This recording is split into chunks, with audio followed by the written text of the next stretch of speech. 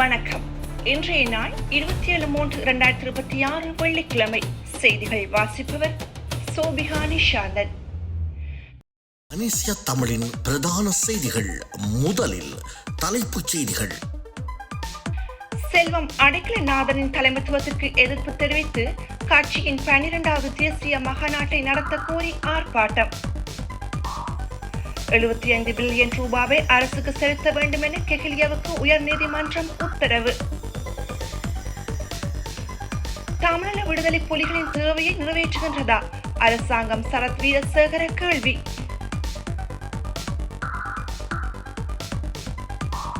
ஊழல் குற்றச்சாட்டு தொடர்பில் வலுசக்தி அமைச்சருக்கு எதிராக நீதிமன்றத்தில் குற்றப்பத்திரிகை தாக்கல். எரிபொருள் மீதான கலால் வரியை குறைத்த இந்தியா.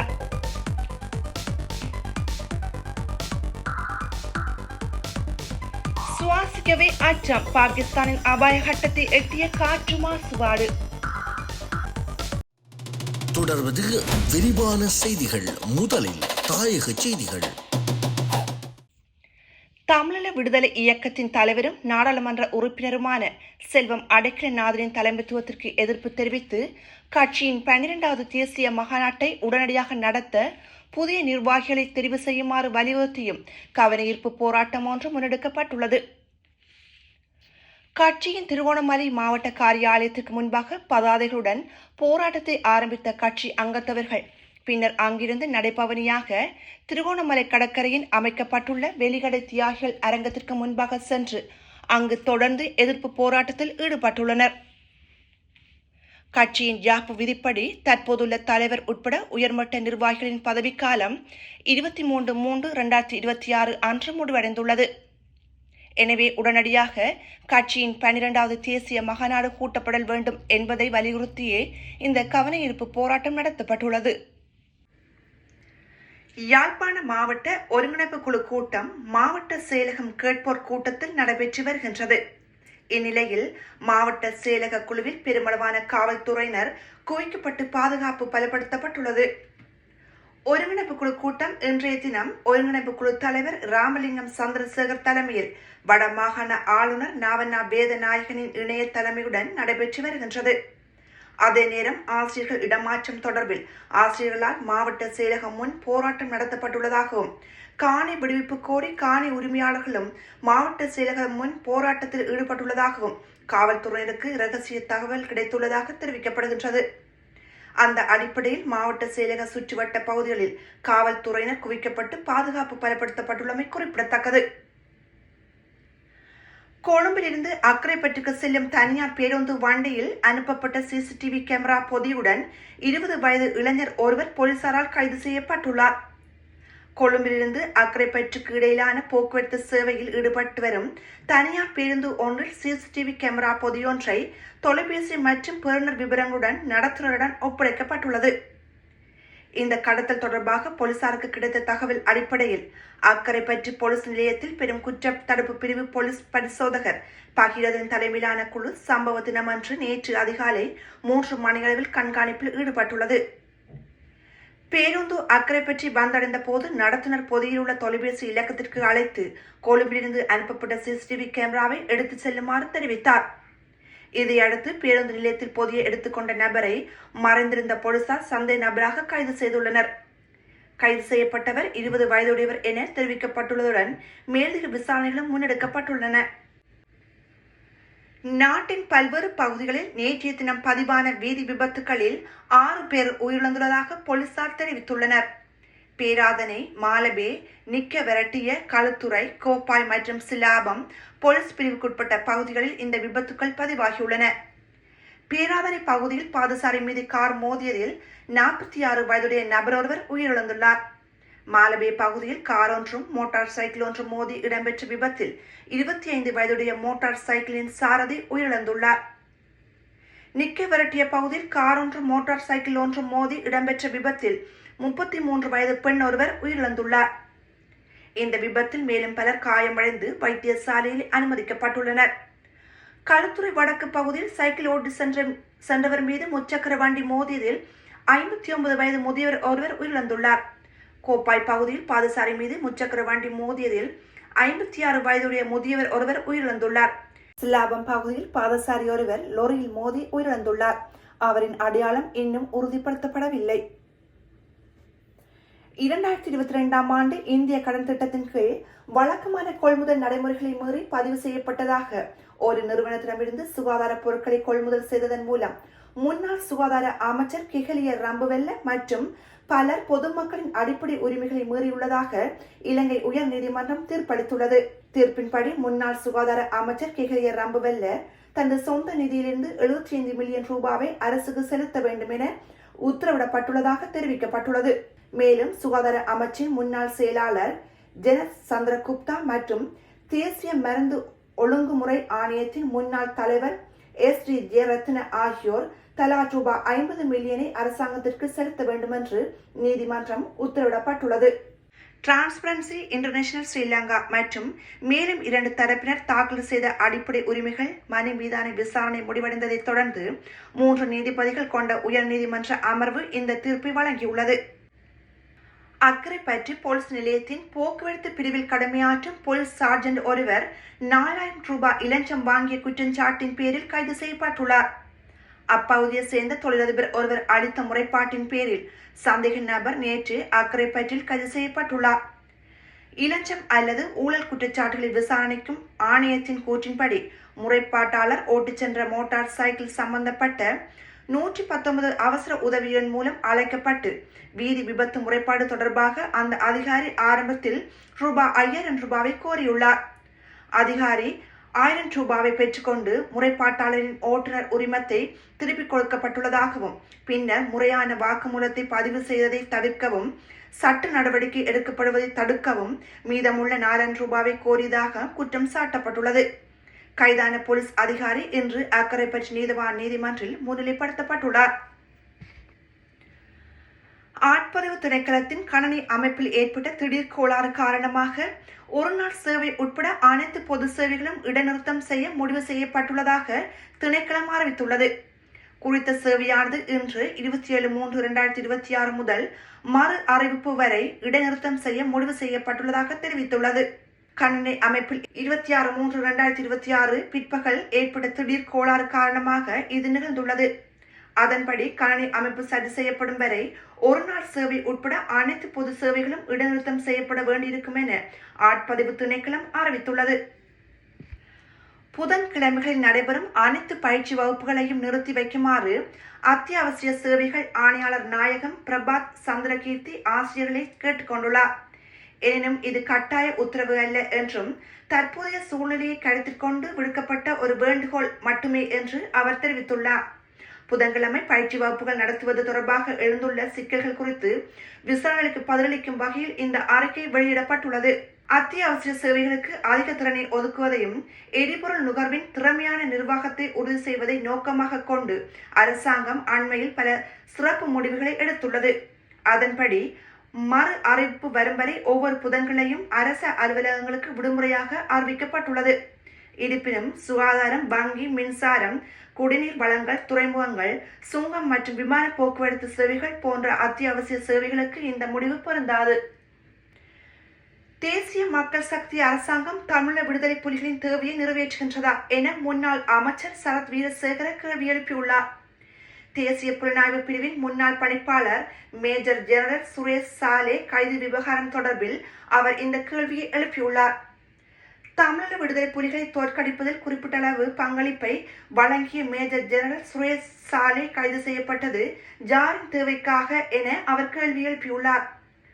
உலகின் முதல்நிலை புலனாய்வு பிரிவின் SPI, ஸ்காட்லாந்து யார்ட், ஆஸ்திரேலியா புலனாய்வு பிரிவின் உள்ளிட்ட பல முக்கிய புலனாய்வு பிரிவுகள் இந்த தாக்குதல் தொடர்பில் விசாரணைகள் நடத்தி அறிக்கை சமர்ப்பித்துள்ளதாக தெரிவித்துள்ளார். இந்த விசாரணை அறிக்கையில் எதிலும் சுரேஷ் சாலாவின் பெயர் குறிப்பிடப்படவில்லை என்று அவர் தெரிவித்துள்ளார். இந்த தாக்குதல் தொடர்பிலான 3வது சந்தேக நபராக சாலே குறிப்பிட்டுள்ளதாக அவர் தெரிவித்துள்ளார். எனினும் இதன் மூலம் நடைபெற்ற எந்த விசாரணைகளிலும் சுரேஷ் சாலாவின் பெயர் குறிப்பிடப்படவில்லை என்று அவர் தெரிவித்துள்ளார். மட்டக்களப்பு கல்லடி பாலத்திலிருந்து குதித்த நபர் ஒருவர் சடலமாக மீட்கப்பட்டுள்ளார். இந்த நிலையில் 40 வயது மதிக்கத்தக்க நபர் ஒருவரின் சடலமே இவ்வாறு மீட்கப்பட்டுள்ளது. குறித்த சம்பவம் நேற்று 26/3/2026 இடம்பெற்றுள்ளது. சம்பவம் தொடர்பில் மேலும் தெரிய வருகையில் பாலத்துக்கு அருகாமையில் கடமையில் இருந்த பொது போக்குவரத்து காவல்துறையினருக்கு இது தொடர்பில் பொதுமக்கள் தகவல் வழங்கியுள்ளனர். இதையடுத்து அப்பகுதியில் கடற்தொழிலில் ஈடுபட்டிருந்த கடற்தொழிலாளர்களின் உதவியுடன் தேடுதல் நடவடிக்கை முன்னெடுக்கப்பட்டுள்ளது. இதன்போது பிற்பகல் 1 மணியளவில் குறித்த நபரின் சடலம் மீட்கப்பட்டுள்ளதுடன் அவர் பயன்படுத்திய மோட்டார் சைக்கிள் கல்லடி பாலத்திலிருந்தும் கண்டெடுக்கப்பட்டுள்ளது. செய்தியை தொடர்வது பிரியாளவன். பிப்ரவரி 16 காங்கேசன்துறை கடற்பரப்பில் எல்லை தாண்டி மீன்பிடியில் ஈடுபட்ட குற்றச்சாட்டில் 2 படகுகளுடன் இலங்கை கடற்படையினரால் கைதான 25 இந்திய மீனவர்களின் விளக்கமறியல் மேலும் நீடிக்கப்பட்டுள்ளது. குறித்த மீனவர்களின் வழக்கு மல்லாக நீதவான் நீதிமன்றத்தில் தொடர்ந்து இடம்பெற்று வரும் நிலையில் இன்று மீண்டும் வழக்கு இடம்பெற்றது. யாழ்ப்பாணம் சிறைச்சாலை அதிகாரிகளால் 25 மீனவர்களும் இன்று மல்லாகம் நீதிமன்றத்தில் ஆஜர்படுத்தப்பட்டனர். இதன்போது மீனவர்களின் விளக்கமறியலை நீடித்து நீதவான் உத்தரவிட்டார். தமிழகம், காரைக்கால், நாகப்பட்டினம் மற்றும் மயிலாடுதுறை பகுதிகளைச் சேர்ந்த மீனவர்களே விளக்கமறியலில் வைக்கப்பட்டுள்ளனர்.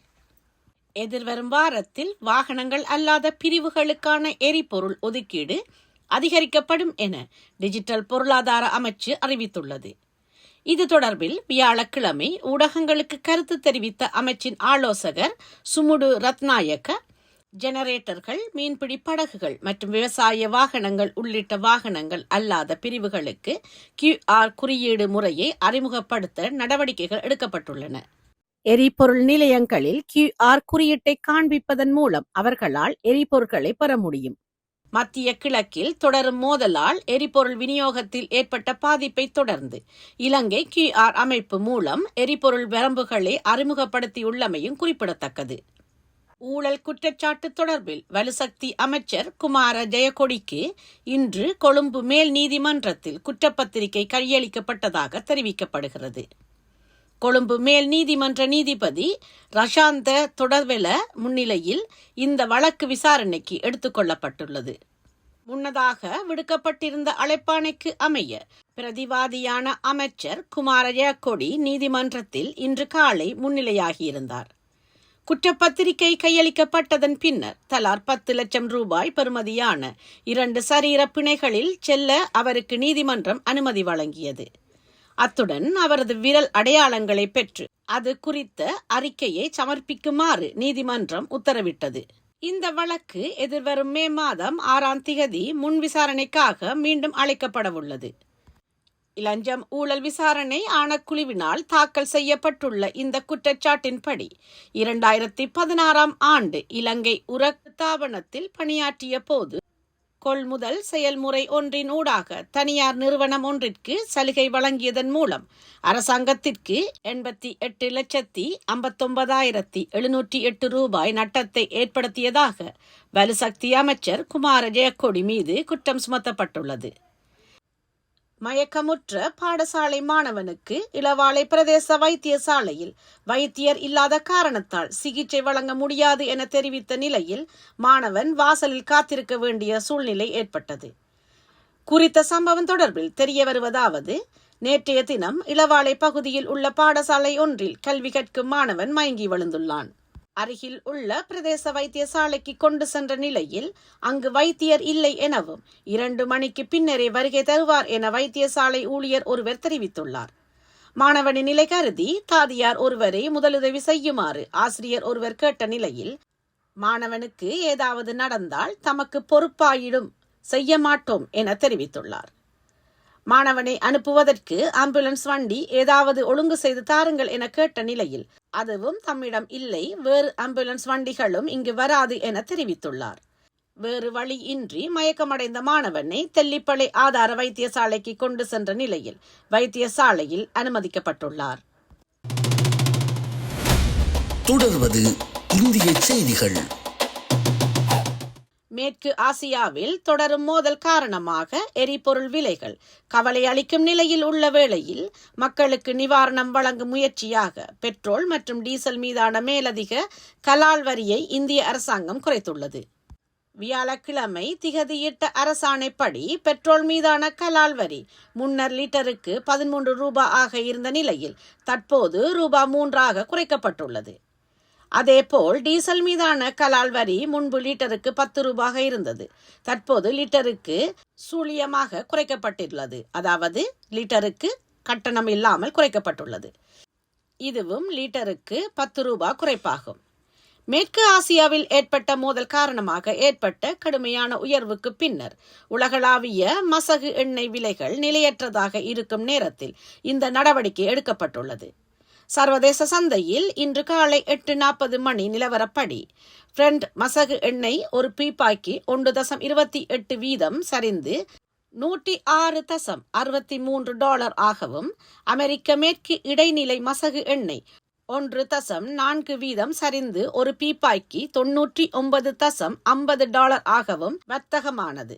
ஈரானுடனான பேச்சுவார்த்தைகள் மிகவும் சிறப்பாக நடைபெற்று வருவதாகவும், தாக்குதல்களுக்கு இடைநிறுத்தம் இருக்கும் என்றும் அமெரிக்க ஜனாதிபதி டொனால்ட் ட்ரம்ப் வியாழனன்று தெரிவித்த கருத்துகள் எண்ணெய் சந்தையில் நிலவிய சில கவலைகளை தணிக்க உதவியுள்ளன. இதன் விளைவாக மசகு எண்ணெய் விலைகள் ஓரளவு தணிந்துள்ளன. இதனால் இறக்குமதியை பெரிதும் சார்ந்துள்ள இந்தியா போன்ற நாடுகளுக்கு எரிபொருள் செலவுகள் மீதான உடனடி அழுத்தம் குறைந்துள்ளது. தொடர்வது உலகச் செய்திகள். 2005 ஆண்டில் பாகிஸ்தான் உலகின் மிக மோசமான காற்று மாசுபாடு கொண்ட நாடாக காணப்பட்டதாக ஆய்வறிக்கை ஒன்று தெரிவிக்கின்றது. அங்குள்ள நுண்துகள்களின் செறிவு உலக சுகாதார ஸ்தாபனம் பரிந்துரைத்த அளவை விட 13 மடங்கு அதிகமாக பதிவாகியுள்ளது. சுவிட்சர்லாந்தைச் சேர்ந்த காற்றுத்தர கண்காணிப்பு நிறுவனமான IQAir இந்த வாரம் வெளியிட்ட அதன் வருடாந்த அறிக்கையில் உலக சுகாதார ஸ்தாபனத்தின் வழிகாட்டல்களுக்கு குறைவாக சராசரி நுண்துகள்கள் அளவை பேண முடிந்தவை வெறும் 13 நாடுகள் மற்றும் பிராந்தியங்கள் மட்டுமே என குறிப்பிட்டுள்ளது. எவ்வாறாயினும் இந்த எண்ணிக்கை 2024 ஆண்டில் காணப்பட்ட 7 நாடுகளுடன் ஒப்பிடுகையில் அதிகரித்துள்ளதாக அந்த அறிக்கையில் சுட்டிக்காட்டப்பட்டுள்ளது. IQAir நிறுவனம் 143 நாடுகள், பிராந்தியங்கள் மற்றும் மாகாணங்களில் உள்ள 9.446 நகரங்களிலிருந்து தரவுகளை திரட்டியுள்ளது. ஒட்டுமொத்தமாக கண்காணிக்கப்பட்ட 143 நாடுகளில் 130 நாடுகள் உலக சுகாதார நிறுவனத்தின் காற்று தரநிலையை எட்டுவதற்கு தவறியுள்ளன. இந்த பட்டியலில் இலங்கை 42வது இடத்தில் தரப்படுத்தப்பட்டுள்ளது. எவ்வாறாயினும் இலங்கையில் 2024 ஆண்டை காட்டிலும் 2025 காற்று மாசுபாடு சற்று அதிகரித்துள்ளது. குறித்த பட்டியலில் பாகிஸ்தான் முதலிடத்திலும், பங்களாதேஷ் 2ஆம் இடத்திலும், தஜிகிஸ்தான் 3ஆம் இடத்திலும் தரப்படுத்தப்பட்டுள்ளது. இந்த பட்டியலில் இந்தியா 6ஆம் இடத்தில் தரப்படுத்தப்பட்டுள்ளமை குறிப்பிடத்தக்கது. குவைத்தின் பிரதான வர்த்தக துறைமுகம் மீது ட்ரோன் தாக்குதல் நடத்தப்பட்டுள்ளதாக அறிவிக்கப்பட்டுள்ளது. குவைத் துறைமுக அதிகார சபை வெளியிட்டுள்ள அறிக்கையில் குவைத் துறைமுகம் தாக்குதலுக்கு உள்ளாகியுள்ளதாக குறிப்பிட்டுள்ளது. ஆரம்பகட்ட அறிக்கைகளின்படி இந்த தாக்குதலினால் சொத்துக்களுக்கு சேதம் ஏற்பட்டுள்ள போதிலும் உயிர் சேதங்கள் எதுவும் ஏற்படவில்லை என தெரிவிக்கப்பட்டுள்ளது. துறைமுகத்தில் தற்போது அவசரகால நிலை நடைமுறைப்படுத்தப்பட்டுள்ளதாக அந்த அதிகார சபை மேலும் தெரிவித்துள்ளது. இத்துடன் பனேசியா தமிழின் பிரதான செய்திகள் நிறைவு பெறுகிறது. செய்திகளை தொடர்ந்து பார்வையிட www.panesiatamil.tv என்ற இணையதளத்தை பார்வையிடவும்.